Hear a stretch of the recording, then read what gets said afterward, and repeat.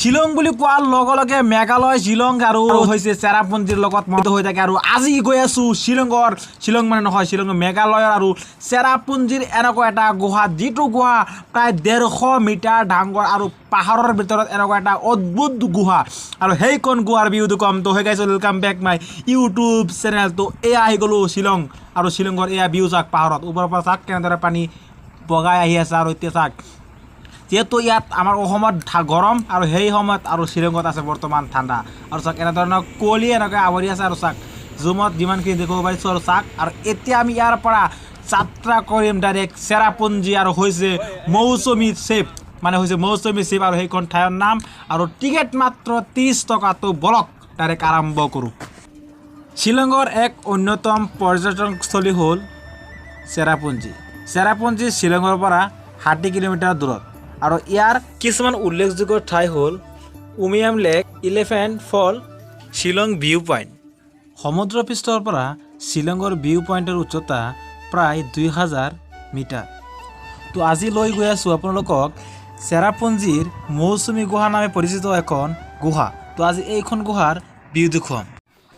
আৰু এতিয়া আমি আহি গ'লোঁ এইখন গুহা, চেৰাপুঞ্জীৰ গুহা। আৰু চেৰাপুঞ্জীৰ নামৰ ঠাইত এইখন গুহা প্ৰায় 150 মিটাৰ ডাঙৰ। আৰু এইখন গুহা এটা আচৰিত এটা ৰহস্যজনক কাম। চাওক, ভিতৰত লাইট জ্বলাই ৰাখিছে যাতে মানুহে যোৱাত সুবিধা হয়। আৰু এতিয়া আমি টিকেট কাটিলোঁ 7জন 8জন আছোঁ আমি, এতিয়া 30 টকাকৈ টিকেট পাৰ পিছ। এতিয়া আমি সোমাই গৈছোঁ ভিতৰত। আৰু এতিয়া আপুনি ভিউটো অনুভৱ কৰক। চাওক এনেকুৱা এন্ধাৰ আৰু এন্ধাৰ।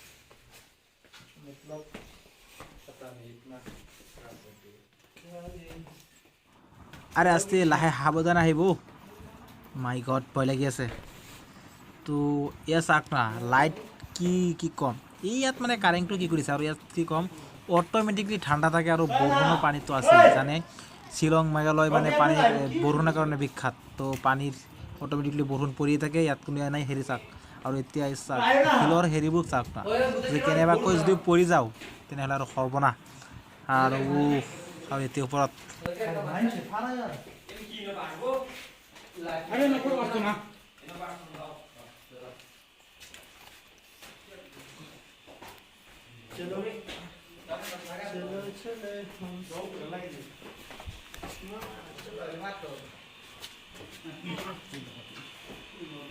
আৰু ইয়াৰ মাজতে গুহাৰ ভিতৰত ৰিভাৰিং কাম কিবা চলি আছে, ৱাৰিং কাম নে কিবা কাম চলি আছে ইয়াত। আৰু কিবা কিবি কৰি আছে, আৰু বটল কি ৰাখিছে ইয়াত। আৰু এতিয়া আমি সন্মুখত যাম, মানে এটা কাৰণত এটা সুবিধা আছে, লাইট জ্বলাই ৰাখিছে যাতে কোনো ধৰণৰ অসুবিধা নহয়। আৰু ভয় নাখাব দেই, একদম আন্ধাৰ।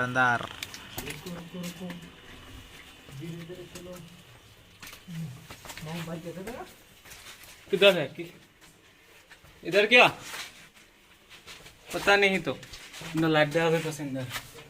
चलो आगे चलो। रुको धीरे धीरे। ओ भाई खतरनाक है, बहुत खतरनाक है। चलो पता नहीं धीरे धीरे चलना पड़ेगा। आ जाओ क्या है। आ जाओ साथ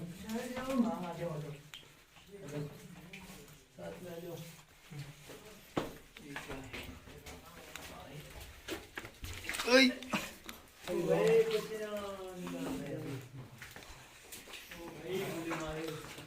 आ जाओ। खतरनाक जगह है, पता नहीं आगे क्या है, क्या चल रहे है। आ जाओ धीरे धीरे आना।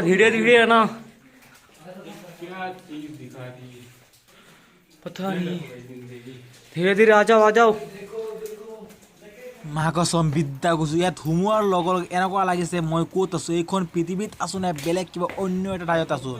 মানে ভয়টো এটা আছেই। আৰু চাক ওপৰত পাহাৰ, আৰু ভিতৰত সোমাইছোঁ, কোনো নাই মানুহ। আৰু এইখন পাহাৰে আৰু এনেকৈ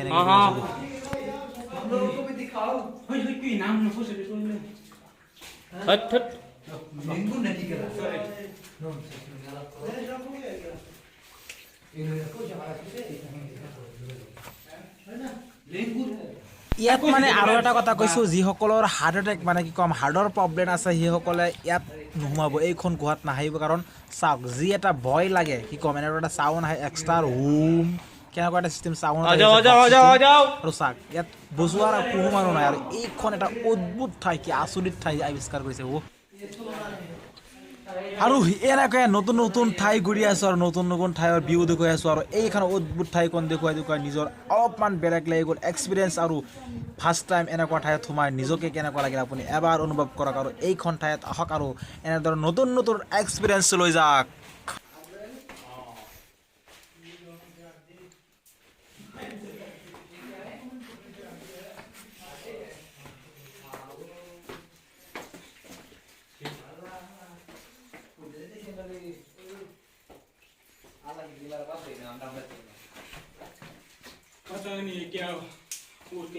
यहाँ पे इतना गाता माता है, हम लोग इधर से उतर रहे हैं।